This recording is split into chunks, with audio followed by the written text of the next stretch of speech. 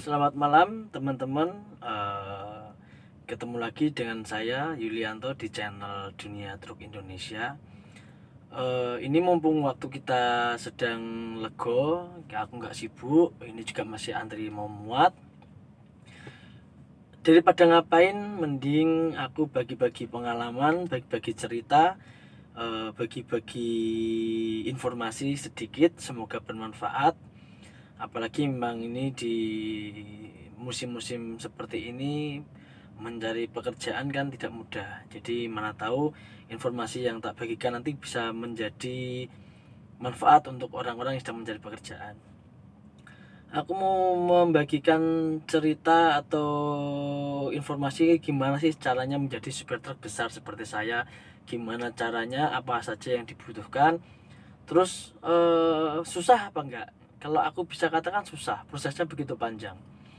Karena gini teman-teman, bawa truk yang sebesar ini, sepanjang ini, dengan bawa barang dan muatan yang nilainya itu tidak murah.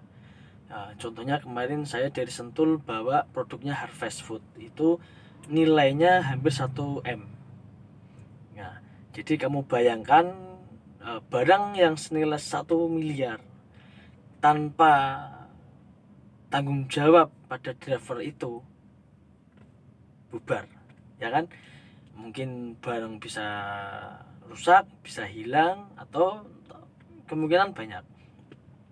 Kedua, pengalaman itu nggak harus utama juga. Nggak seperti orang yang melamar pekerjaan di perkantoran, dia membawa ijazahnya dengan titelnya, dengan ilmu teori yang dia dapatkan selama dia sekolah. Mungkin selama dia menempuh pendidikan itu pernah praktek 1 kali, 2 kali, 3 kali, 1 bulan, 2 bulan dan sebagainya, terus dia dapat pekerjaan di perkantoran. Kalau di driver truk ini nggak bisa. Saya menjadi helper atau karena itu hampir 2 tahun baru saya mendapatkan kepercayaan untuk membawa truk sendiri. Sekarang perjalanan dari titik A ke titik B, penjemputan barang sampai ke tujuan, dari Jakarta ke Aceh umpamanya yang pernah saya alami, perjalanan pulang pergi itu 2400 km, ditempuh perjalanan pulang pergi 8 hari. Kamu bisa bayangkan 8 hari perjalanan, gunung, hutan, jurang, panas, hujan, kita tempuh semuanya tanpa pengalaman yang cukup. Mungkin nggak bisa sampai tempat, nggak mungkin. Jadi pengalaman itu juga luar biasa pentingnya. Jadi harus hafal medan jalan, harus hafal kondisi setiap medan yang kita lalui. Terus kita harus bisa mengurus surat regulasi perizinan di setiap daerah beda-beda. Terkadang seperti kita mengurus karantina, pelepasan. Terus setiap daerah itu kadang-kadang banyak anggota aparat yang kadang-kadang ada oknum-oknum itu yang suka nakal, suka mencari, menyulit-nyulitkan lah. Semuanya itu harus bisa kita kendalikan.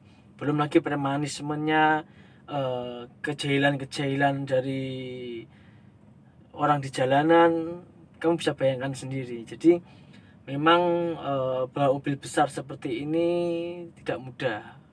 Kadang-kadang memang ada orang yang suka melihat sebelah mata profesi ini, itu salah besar. Salah besar. Kita membawa barang kebutuhan orang banyak gitu kan. Memang satu harus tanggung jawab, pengalaman cukup, orangnya jujur, dan membawa mobil sebesar ini kan juga harus memang skillnya memang di atas rata-rata, mengingat mobil ini besar dan panjang. Terus SIM juga harus B2 umum sesuai peraturan dari pemerintah, dari kepolisian. Itu nggak seperti SIM-SIM yang biasanya.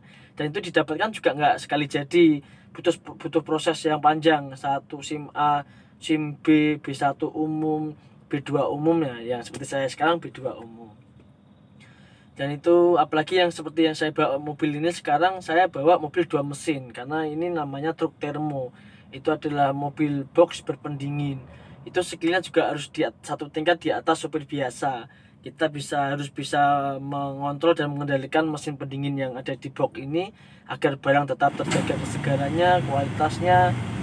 Jadi itu teman-teman. Jadi memang jadi sopir truk seperti saya tidak mudah. Harus jauh dari keluarga, tekanan dari tempat kerja, lingkungan, dari pemilik barang sendiri itu luar biasa. Jadi cara jadi supir truk besar seperti saya, ya tadi harus pengalamannya dulu, helper 2 tahun untuk bisa mampu menjadi driver truk yang siap untuk luar pulau, siap untuk menempuh jarak antar provinsi. Itu minimal 2 tahun untuk menjadi helper. Nah, jadi kalau ada pun sopir yang tiba-tiba bikin SIM B2 umum langsung jadi mau bawa mobil besar, saya jamin 100% kualitasnya di bawah rata-rata. Pasti, itu pasti. Jadi harus SIM-nya B2 umum, pengalamannya tadi 2 tahun untuk menjadi siap sopir luar pulau. Lalu tanggung jawab itu harus ada, pasti pengalaman. Terus yang ketiga, fisik kita harus kuat. Kamu kalau fisiknya nggak kuat, perjalanan 8 hari pulang pergi kamu tumbang di tengah jalan kalau kamu nggak kuat gitu. Harus mental kuat karena di jalan itu kamu bisa bayangkan ya, siang malam berganti-ganti sampai kita selesai pekerjaan. Kemungkinan kriminal sangat besar di jalanan, teman-teman. Kalau mentalmu tidak kuat, kamu dapat tekanan dari satu preman, itu kamu sudah down. Kamu untuk menjalankan perjalanan yang berikutnya, kamu itu penuh rasa paranoid dan ketakutan gitu. Jadi mentalmu harus kuat. Terus keempat, kita harus berani. Itulah bagian dari mental tadi, harus berani. Jalur apapun kita harus siap. Kita nggak boleh ada rasa takut. Terus yang paling ringan itu gangguan di jalan, ya premanisme yang paling ringan. Belum lagi kadang-kadang gangguan dari alam, memang contohnya hujan, tanah longsor, medan jalan yang rusak. Terus gangguan yang di luar akal sehat kita loh, namanya jalanan. Semua terjadi di jalan itu, laka, kematian, kecelakaan, yang apapun terjadi di jalan itu. Kadang-kadang terjadi 1-2 kali hal-hal yang di luar akal sehat kita, karena memang gaib itu memang ada di sepanjang jalan. Jadi saran saya untuk teman-teman, kalau yang belum mendapatkan pekerjaan, sulit, karena sekarang persaingan begitu berat, mungkin bisa dicoba profesi sebagai driver truk ekspedisi luar pulau seperti saya.